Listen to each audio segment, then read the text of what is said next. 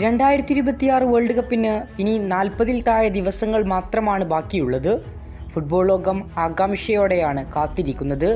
ഇത്തവണ ചരിത്രത്തിലാദ്യമായി 48 ടീമുകൾ പങ്കെടുക്കുന്ന വേൾഡ് കപ്പ് എന്ന ചരിത്ര നേട്ടം കൂടിയുണ്ട് ഈ വേൾഡ് കപ്പിന്.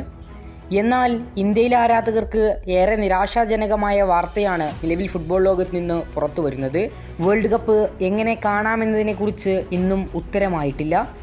നിലവിൽ ബ്രോഡ്കാസ്റ്റേഴ്സ് ഒന്നും ഇതുവരെ ഫിഫ വേൾഡ് കപ്പിനെ ഏറ്റെടുത്തിട്ടില്ല എന്നതാണ് ശ്രദ്ധേയം. ജിയോയുടെ ഉടമസ്ഥതയിലുള്ള ജിയോ ഹോട്ട്സ്റ്റാർ 190 കോടിയുടെ ഓഫറാണ് ഫിഫക്ക് നൽകിയത്. എന്നാൽ ഇപ്പോൾ വരുന്നത് ഫിഫ ഓഫർ നിരസിച്ചു എന്നാണ്. 2026 വേൾഡ് കപ്പ് ഇന്ത്യയിൽ കാണാൻ പറ്റില്ലേ എന്നാണ് ഇപ്പോൾ ഫുട്ബോൾ ലോകം പറയുന്നത്.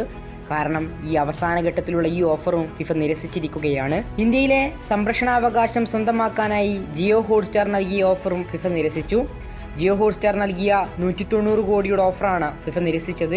ഫിഫ പ്രതീക്ഷിച്ച 950 കോടി ലഭിക്കാത്തതാണ് പ്രധാന കാരണം. നിലവിൽ ഇന്ത്യയിൽ 2026 ഫിഫ വേൾഡ് കപ്പിൻ്റെ സംപ്രേഷണം അവകാശം ഇതുവരെ ആർക്കും ലഭിച്ചിട്ടില്ല. കൂടുതൽ ചാനലുകൾ ഇതിനായി രംഗത്ത് വന്നിട്ടില്ല എന്നതും ശ്രദ്ധേയമാണ്.